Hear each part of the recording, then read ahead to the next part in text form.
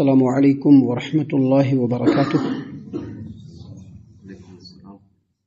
اعوذ باللہ السمیع العلیم من الشیطان الرجیم من ہمزہ ونفخہ ونفثہ۔ بسم اللہ الرحمن الرحیم۔ وقالوا لولا یأتینا بآیۃ من ربہ اولم تأتہم بینۃ ما فی الصحف الأولی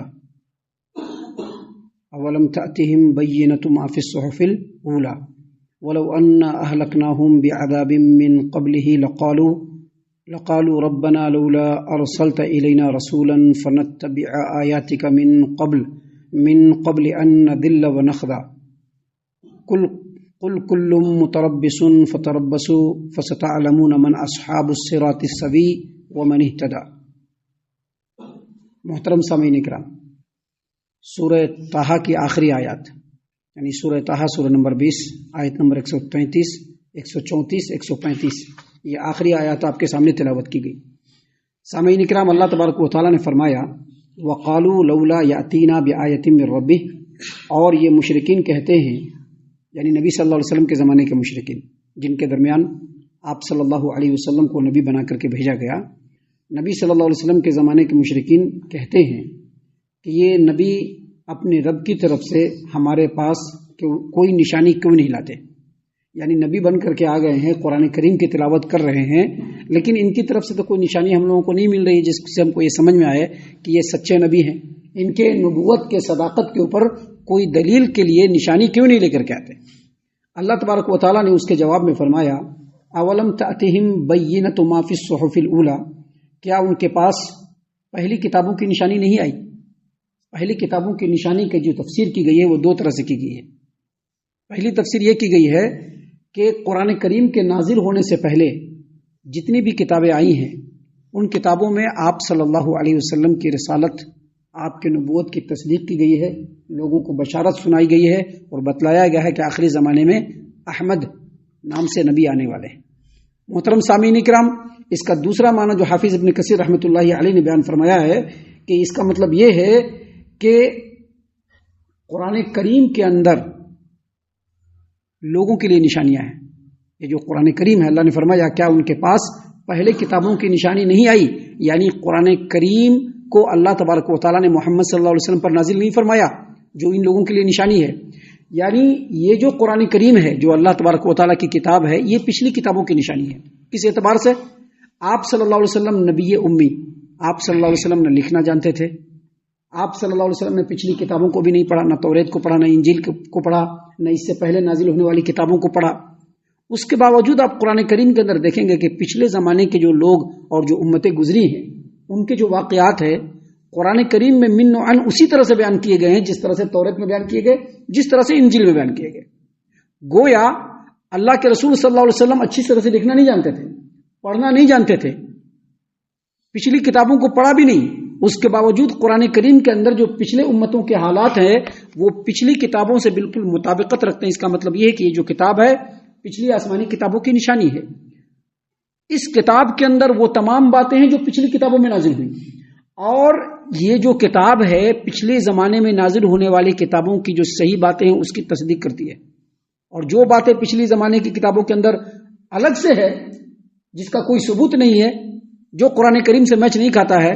اس کو ماننے کا حکم نہیں ہے۔ لہٰذا یہ جو قرآن کریم ہے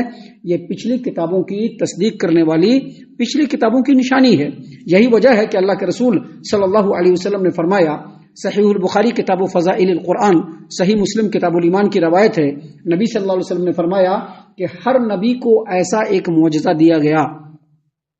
ہر نبی کو ایسا ایک معجزہ دیا گیا جس پر لوگ ایمان لاتے تھے، اور مجھ کو جو معجزہ دیا گیا ہے وہ یہ قرآن کریم ہے۔ آپ دیکھیں گے کہ بہت سارے صحابہ کرام قرآن کریم کو سن کر کے ایمان لیا ہے۔ صحابہ کرام رضی اللہ عنہم کے زمانے کے جانے کے بعد بھی تاریخ کے اندر ایسے بہت سارے لوگوں کا ذکر ابھی قریب میں بھی ملتا ہے جنہوں نے اس قرآن کریم کو پڑھا اور پڑھ کر کے ایمان لیا ہے۔ آپ غور کیجئے گا، آپ دیکھیے گا، آپ سوشل میڈیا پر دیکھیے گا، پچھلے زمانوں کی جو اخبار ہے اس کو اٹھا کر کے دیکھیے، اور جو ابھی کچھ دنوں پہلے کے جو مورخین ہیں ان کی کتابوں کو اٹھا کر کے دیکھیے، ان لوگوں نے ایسے لوگوں کا ذکر کیا ہے جن لوگوں نے صرف قرآن کریم کو پڑھا اور پڑھ کر کے وہ ایمان والے ہو گئے۔ تو یہ معجزہ ہے جو پچھلی کتابوں کی نشانیاں ہیں۔ حالانکہ اللہ کے رسول صلی اللہ علیہ وسلم کو قرآن کریم کے علاوہ بھی بہت سارے معجزے دیے گئے. اللہ کے رسول صلی اللہ علیہ وسلم نے فرمایا کہ پچھلے تمام نبیوں کو کوئی نہ کوئی ایسا معجزہ ضرور دیا گیا جس پر لوگ ایمان لاتے تھے. مجھ کو یہ قرآن کریم دیا گیا ہے اور مجھ کو اللہ تبارک و تعالیٰ کی ذات گرامی سے امید ہے اور یقین ہے کہ قیامت کے دن سب سے زیادہ امت میں ایسا نبی ہوں گا جو سب سے زیادہ امت والا نبی ہوگا. تو سامعین کرام، پہلی آیت کریمہ میں اللہ تبارک و تعالیٰ نے بتلایا کہ یہ قرآن کریم ہے جو نبی کریم صلی اللہ علیہ وسلم کی نبوت کی دلیل ہے اور پچھلے زمانے جتنی کتابیں نازل ہوئی ان تمام کتابوں کی یہ نشانی ہے. اس کے بعد اللہ تبارک و تعالیٰ نے پھر فرمایا کہ وَلَوْ أَنَّا أَهْلَكْنَاهُمْ بِعَذَابٍ مِّن قَبْلِهِ لَقَالُوا رَبَّنَا لَوْلَا أَرْسَلْتَ إِلَيْنَا رَسُولًا، اور اگر ہم ان پیغمبر ان کو یعنی مشرکین مکہ کو، اگر ہم ان کو یعنی مشرکین مکہ کو پیغمبر کے بھیجنے سے پہلے ہلاک کر دیتے تو یہ لوگ کہتے کہ ہم لوگوں کے درمیان رسول کیوں نہیں بھیجا گیا. یعنی اللہ تبارک و تعالیٰ نے یہاں فرمایا ہے کہ جو مشرکین ہیں، جو اعتراض کرتے ہیں، جو نبی کی نبوت پر اعتراض کرتے ہیں، قرآن کریم کی حقانیت پر اعتراض کرتے ہیں، اگر ان کو ہم رسول صلی اللہ علیہ وسلم کے بھیجنے سے پہلے ہلاک کر دیتے یا اس قرآن کریم کے نازل کرنے سے پہلے ہلاک کر دیتے تو کہنے لگتے کہ ہم لوگوں کے اندر تو رسول بھیجا ہی نہیں گیا. اس کی تصدیق اللہ نے آیت کریمہ کے اگلے ٹکڑے میں فرمایا. اللہ نے فرمایا کہ ان لوگوں نے کہا اللہ نے فرمایا کہ وَلَوْ أَنَّا أَهْلَكْنَاهُمْ بِعَذَابٍ مِّن قَبْلِ، اگر رسول کے رسول بنانے سے پہلے اور ان کے درمیان بھیجنے سے پہلے ہم ان لوگوں کو ہلاک کر دیتے، لقالو، تو وہ لوگ کہتے لولا ارسلت الینا رسولا، ہمارے درمیان رسول کیوں نہیں بھیجا گیا، فنتبع آیاتک من قبل ان نذل ونخزا، تاکہ ہم ذلیل و رسوا ہونے سے پہلے نبی کی باتوں کو مانتے، نبی کی اطاعت کر لیتے، اللہ کی اطاعت کر لیتے، جو آیات اللہ نے نازل فرمائے ہیں اس کی اطاعت کر لیتے. لیکن اللہ نے فرمایا کہ یہ سب ان کی جھوٹ باتیں ہیں، یہ حق کے مخالف ہیں، حق کے دشمن ہیں، چاہے کتنا بھی ان کے سامنے بیان کر دو یہ ایمان لانے والے نہیں. لیکن اس کے باوجود اللہ تبارک و تعالیٰ نے اتمام حجت کے خاطر رسول کریم صلی اللہ علیہ وسلم کو رسول بنا کر کے بھیجا، قرآن کریم کو ان کے اوپر نازل فرمایا نبی کریم صلی اللہ علیہ وسلم پر، اور یہ قرآن کریم آج بھی موجود ہے، لوگوں کو دعوت دے رہا ہے کہ آپ حق کے راستے کو، سیدھے راستے کو، صراط مستقیم کو اختیار کر لیجیے. سامعین کرام، اس کے بعد اللہ تبارک و تعالیٰ نے فرمایا کہ جو مشرکین مکہ رسول بن کر کے آپ چلے گئے، اس کے درمیان قرآن کریم ان میں نازل ہو رہا ہے، اس کے باوجود اگر یہ ایمان نہیں لا رہے ہیں تو آپ ان کو کہیے کیا کہیے. اللہ نے فرمایا قل، آپ کہہ دیجئے ان لوگوں کو جو غفلت میں پڑے ہوئے ہیں، آپ کہہ دیجئے ان لوگوں کو جو مخالفت میں پڑے ہوئے ہیں، آپ کہہ دیجئے نبی صلی اللہ علیہ وسلم کو جو آپ کی رسالت کو جھٹلانے والے ہیں اور اپنے کفر پر ہمیشہ باقی رہنے کا اصرار کرنے والے ہیں، ان کو کہہ دیجئے کلم متربص، ہر ایک اپنے اعمال کے نتیجے کا منتظر ہے. ابھی آپ جو عمل کر رہے ہیں، ہم لوگ انتظار کر رہے ہیں نا کہ جو عمل کر رہے ہیں اللہ اس کا بدلہ قیامت کے دن دے گا. ہمارے آپ کے جیسے لوگ ہیں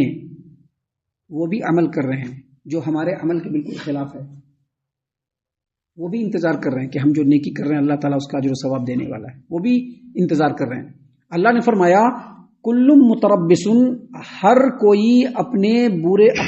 اعمال کے نتائج کا منتظر ہے، ہم بھی اور تم بھی. آپ کہہ دیجئے کہ فتربصوا، آپ لوگ بھی انتظار کیجئے، فستعلمون من اصحاب الصراط السوی ومن اهتدى، ان قریب آپ کو معلوم ہو جائے گا آپ لوگوں کو کہ کون سیدھے راستے پر ہے اور کون ہدایت پر ہے. یعنی اللہ تبارک و تعالیٰ نے یہاں پر اس آیت کریمہ میں یہ بیان فرمایا ہے کہ لوگوں کو بھی معلوم نہیں ہے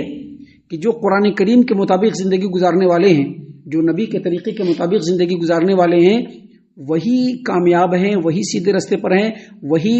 دین کے صحیح راستے پر ہیں، وہی. لیکن اگر ان کو معلوم چل جائے تو پتہ چل جائے گا کہ کون سیدھے راستے پر ہے. لہٰذا اگر ابھی معلوم نہیں تو انتظار کیجئے. یا تو آپ کے سامنے ایک راستہ یہ ہے کہ آپ قرآن کے بتائے ہوئے طریقے پر چلیے، اگر اس راستے پر نہیں چلتے تو انتظار کیجئے، ان قریب آپ کو معلوم ہو جائے گا کہ جو قرآن کریم کے راستے پر چلنے والے ہیں وہی ہدایت یافتہ ہے، وہی ایمان والے ہیں.